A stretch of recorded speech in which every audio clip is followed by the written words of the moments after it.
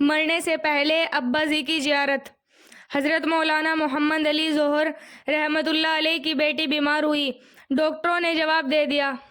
جوان عمر کی لڑکی تھی۔ ماں نے پوچھا کہ کوئی آخری تمنا، کوئی آخری خواہش؟ کہا ابا جی کی زیارت کو جی چاہتا ہے۔ ماں نے خط لکھوا دیا۔ جوان عمر کی بیٹی کا خط پردیس میں ملا کہ میں اپنی عمر کی آخری گھڑیاں گن رہی ہوں۔ دل کی آخری تمنا ہے کہ ابا حضور تشریف لائے تو میں آپ کا دیدار کر لوں۔ کتنی بڑی بات تھی۔ حضرت کو وہ خط ملا۔ حضرت مولانا محمد علی ظہر رحمۃ اللہ علیہ نے خط کی پیٹھ پر 2 شعر لکھ کر وہ خط واپس بھیج دیا۔ بیٹی کو اس حال میں کیا جواب لکھا؟ وہ فرماتے ہیں، یہ کیفیت نصیب ہو جائے تو زندگی کا مزہ آ جائے۔ اللہ رب العزت ہمارے لیے اپنی یہ نعمت آسان فرما دے، آمین۔ محبت الہی کی برکت سے ہو گئے سب اپنے۔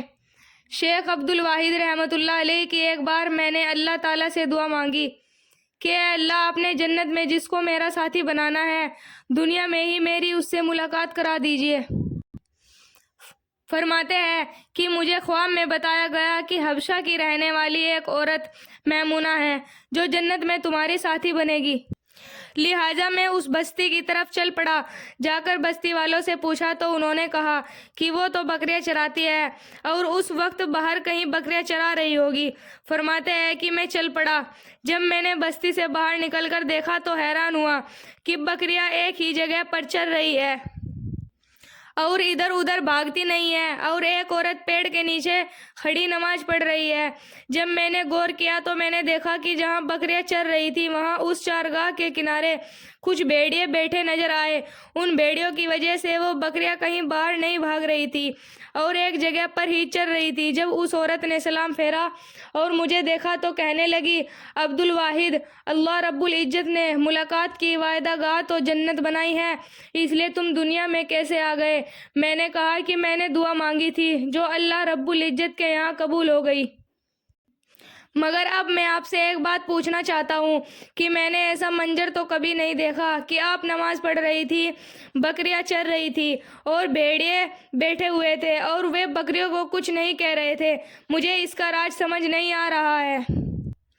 وہ کہنے لگی، عبد الواحد، یہ بات سمجھنی آسان ہے کہ جس دن میں نے اپنے پروردگار سے صلح کر لی ہے اس دن سے بھیڑیوں نے میری بکریوں سے صلح کر لی ہے۔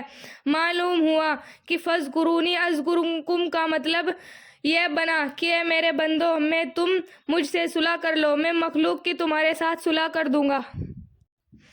دربار الہی میں اہل محبت کی لاز۔ ایک بار مسلمان اور ایک عیسائی سفر کے ساتھی بنے۔ کیونکہ دونوں کو ایک ہی منزل پر جانا تھا لہٰذا سوچا کہ اکٹھے سفر اچھا گزرے گا۔ ابھی منزل پر پہنچنے میں 2 دن باقی تھے کہ دونوں کی سفر میں کھانا کا سامان ختم ہو گیا۔ آپس میں سوچ وچار کرنے بیٹھے۔ مسلمان نے سجھاؤ دیا کہ ایک دن آپ دعا کریں کہ کھانا ملے، دوسرے دن میں دعا کروں گا کہ کھانا ملے۔ عیسائی نے کہا پہلے آپ دعا کریں۔ لہٰذا مسلمان نے ایک طرف ہو کر اپنے پروردگار سے دعا مانگی تو تھوڑی دیر میں ایک آدمی گرم گرم کھانے کے تست لے کر آ گیا۔ مسلمان بہت خوش ہوا کہ اللہ تعالیٰ نے عزت رکھ لی۔ کھانا کھا کر دونوں چین کی نیند سو گئے۔ دوسرے دن عیسائی کی باری تھی۔ وہ دیکھنے میں بڑا سکون میں نظر آ رہا تھا۔ اس نے ایک طرف ہو کر دعا کی۔ تھوڑی دیر میں پہلے دن سے دگنا کھانا آیا۔ عیسائی کی خوشی کی حد نہ رہی، مگر مسلمان اپنے دل میں بہت پریشان ہوا۔ اس کا جی ہی نہیں چاہتا تھا کہ کھانا کھائے۔ عیسائی نے دیکھا تو کہنے لگا، آپ کھانا کھائے تو میں آپ کو 2 خوشخبریاں سناؤں گا۔ جب کھانے سے فارغ ہو گئے تو مسلمان نے پوچھا کہ بتائے کیا خوشخبری ہے؟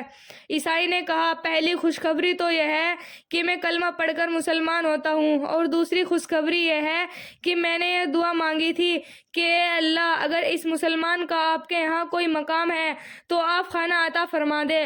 لہٰذا اللہ تعالیٰ نے کھانے کے 2 تست آپ کے اکرام کی وجہ سے عطا فرمائے۔ عاشق صادق کی اللہ تعالیٰ کے یہاں بڑی قدر و قیمت ہوتی ہے۔ محبت میں باہر آنے نہیں دیتے۔ ایک آدمی نے مچھلی خریدی اور ایک مزدور سے کہا کہ گھر پہنچا دو تو اتنی مزدوری مل جائے گی۔ مزدور نے کہا، بہت اچھا، اگر راستے میں نماز کا وقت ہو گیا تو میں پہلے نماز پڑھوں گا پھر مچھلی پہنچاؤں گا۔ اس پر وہ آدمی راضی ہو گیا۔ جب چلے گئے تو کافی دور جا کر اذان ہوئی۔ مزدور نے کہا کہ وعدے کے موافق تو نماز پڑھوں گا۔ آدمی نے کہا بہت اچھا، میں مچھلی کے پاس کھڑا ہوتا ہوں، تم جلدی سے نماز پڑھ کر آؤ۔ مزدور مسجد داخل ہوا اور نماز پڑھنے میں لگ گیا۔ جب دوسرے لوگ نماز پڑھ کر باہر نکل آئے تو یہ مزدور نماز پڑھ رہا تھا۔ اس آدمی نے دیکھا کہ بہت دیر لگ گئی تو آواز دینے لگا، اے میاں، اتنی دیر ہو گئی، تمہیں کون باہر آنے نہیں دیتا؟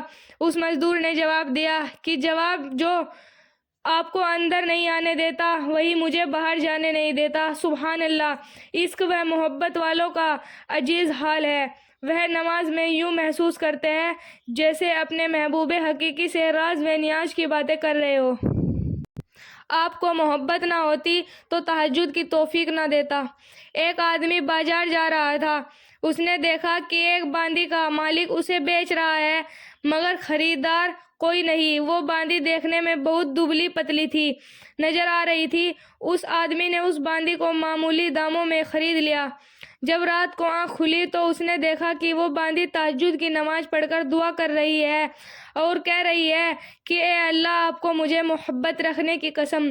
اس آدمی نے ٹوکا کہ یوں نہ کہو بلکہ یہ کہو کہ اے اللہ، مجھے تجھ سے محبت رکھنے کی قسم۔